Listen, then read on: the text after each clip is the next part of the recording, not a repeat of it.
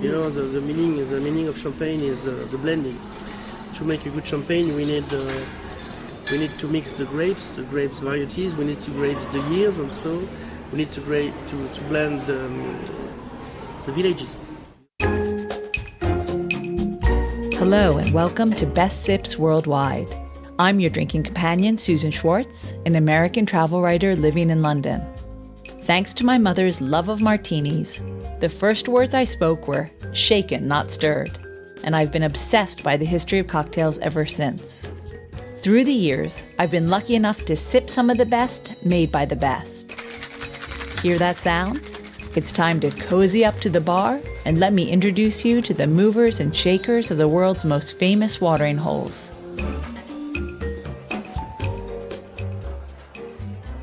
This week on Best Sips, we'll be joined by Jean-Christophe Gremillet.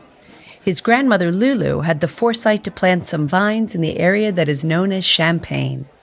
Jean-Christophe is here today to tell us how in only 40 years, Gremillet champagne is drunk all over the world. But before that, let's begin by pouring ourselves a cocktail of the week. Let's go simple and easy with the champagne cocktail using Gremillet as a base. I take this recipe straight from my book of the week, The Bon Vivant's Companion, or How to Mix Drinks, a reprint of which you can find in my liquor cabinet at bestbitsworldwide.com. This is truly the most famous cocktail recipe book in the world, written in the 1880s by Professor Jerry Thomas, the bartender extraordinaire who's deemed to be the first of his kind. He began it all. Bartenders became a proper profession thanks to him and his book. Okay, back to the recipe. According to the professor, fill a shaker with 1/2 teaspoon of sugar, 1 or 2 dashes of bitters, 1 piece of lemon, then add the champagne. Fill it with broken ice, shake, put in a glass, and serve. We might do it a bit differently now, but it's fun to try his and certainly makes it bubblier. Now on to the interview.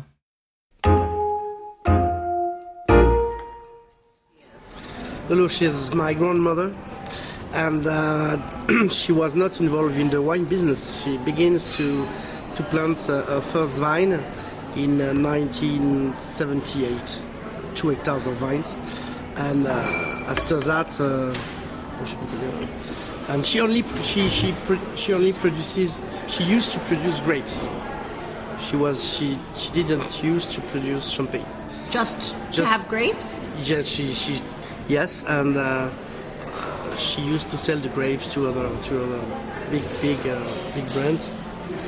And my father was not also involved in the wine business. He was an electrician, yes, electricity.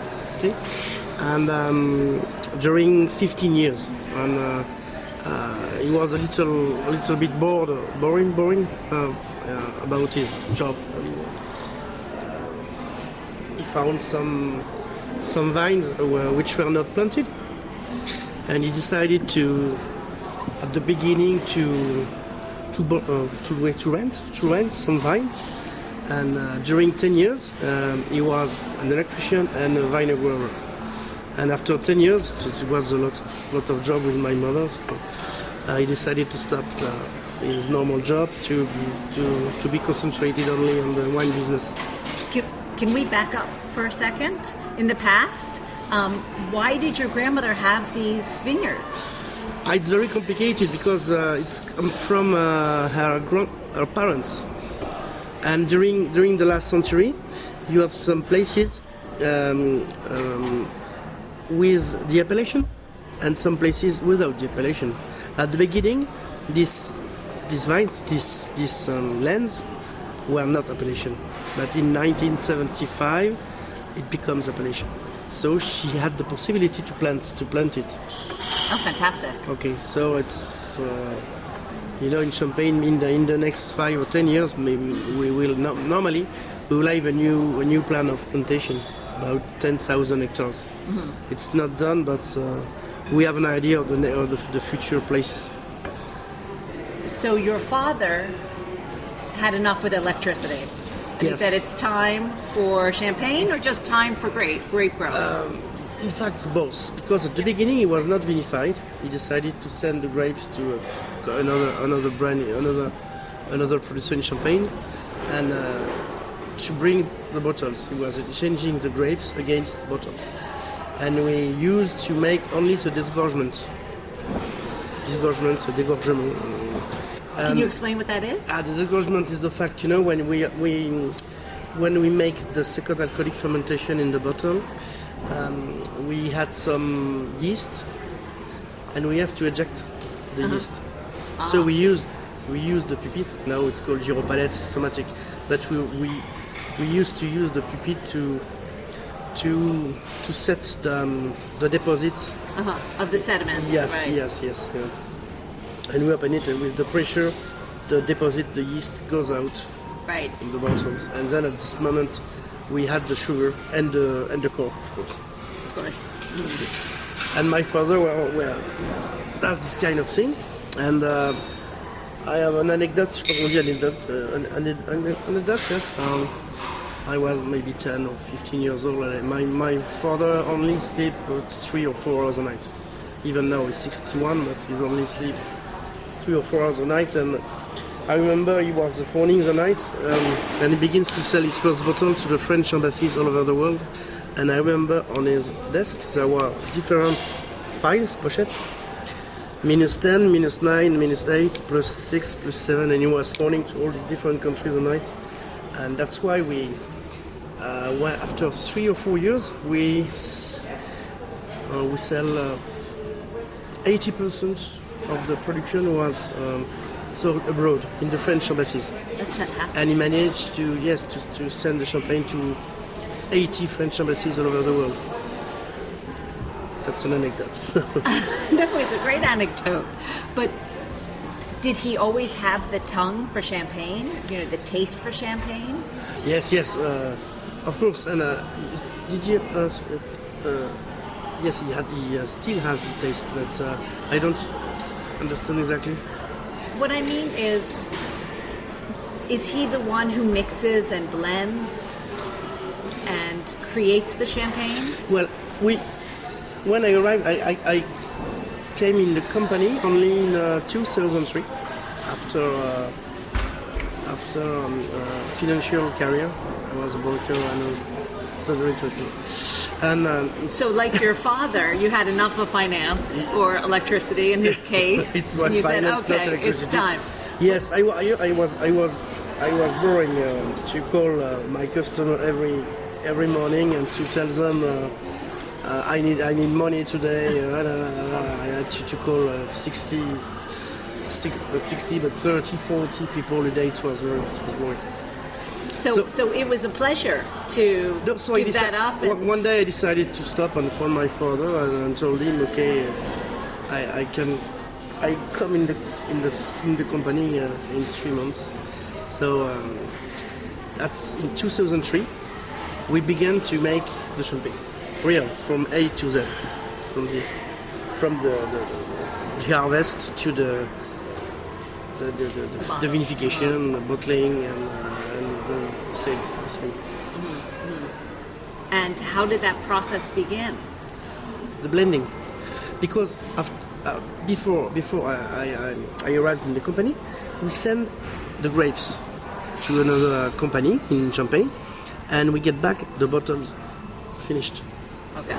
So when I arrived, we decided to buy some tanks, to build a new building, to buy a lot of steel tank, and to vinify and to make the blend. And also we have our own vines, and we also decided to buy grapes from other producers, mainly Chardonnay, because in my region we mainly produce Pinot Noir, and we needed to have some Chardonnay for the different blend. So it was the second thing. We buy tanks, new building, and we also need to buy some grapes, and also we needed to learn about the vinification, the blending. So I was with an enologist, a particular enologist, and I still work with him. An independent one, so it's quite interesting. And with the vinification, we learn every day. We learn every day. That's what I was going to say. It must be such an education from finance. You have to teach your tongue. Yes, but I saw. I made a specialization in. I made a master en commerce international at CGU, Graduate School of Management. There is a master of commerce international vin spiritueux. So I had an idea of the tasting and of course you've been drinking champagne since you're a child. So. Not a child, but we of course were since used it was to legal. Yes. So you have that taste. Yes. And is there anyone else in your family who joined in? My sister worked with us. My parents. So your sister as well? Yes, my sister as well. My wife, my brother-in-law. And what is your sister? Your sister also? Did she always have the passion for the champagne? Yes, or did she do something else? Much more for the marketing. I am more for me it's more the production, and my sister is more for the marketing. I think for the label. Your father was very smart to reach out to the embassies. How did he think of that? I don't know. He was thinking that nobody can phone the night,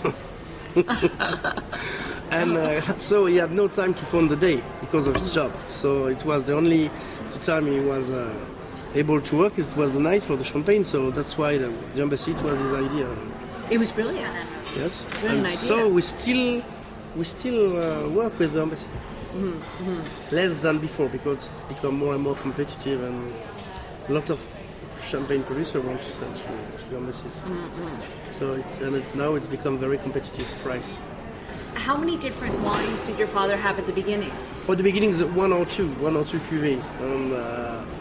But we always sell a blend of Pinot Noir and Chardonnay. Mm-hmm. And now it's our Brut Selection is the entry level one because maybe it's the main ambassador of our company, and it's a good blend. You know, the meaning of champagne is the blending. To make a good champagne, we need to mix the grapes varieties. We need to grapes the years also. We need to blend the villages. You have in Champagne, you have more than 300 villages which can produce champagne. It's huge. Champagne is from the north to the south. It's more than 200 kilometers. So the l'assemblage, the blending is very important in champagne. And when did you begin introducing more? In fact, it depends. Sometimes if you have a good harvest, you can have a good time. For example, I decided to make the Pinot Noir 10 years ago, the Blanc de Noir, because before this date, we only produce Blanc de Blanc, Brut Selection, sometimes a vintage and a Brut Rosé. Now we added Blanc de Noir, which is composed of Pinot Noir, because this year we had a particular, it was I don't remember the year, and after that we also produced a new kind of rosé. Before we had a blending rosé, and now we have a rosé made by maceration, which is called Rosé Vrai. So it was, sometimes it's a test, it's an experience, and if it is successful, we decide to continue to go on with this product. Not always this time, but most of the time when we launch a new cuvée, it's a success. Well, you have made me so thirsty. I want to go try some of the champagne. You go? Okay. All right. Their Gremillet Blanc de Blanc blew me away. Don't waste it on a champagne cocktail. Thanks so much to Jean-Christophe for being on the show today. We went live to Cocktails in the City, London last week to meet the master mixologists invited from a Nordic country near you. Check in next week to find out who came and what they served. Until next time, bottoms up. For more information and links to everything you've heard about, plus a bit more, please visit bestbitsworldwide.com. Thanks for listening to Best Sips Worldwide, a spin-off of Best Bits Worldwide. Always remember the wise words of Oscar Wilde, all things in moderation, including moderation, and never drink and drive. Okay, I said that last part. Theme music is by Steven Shapiro and used with permission. You'll find me at the bar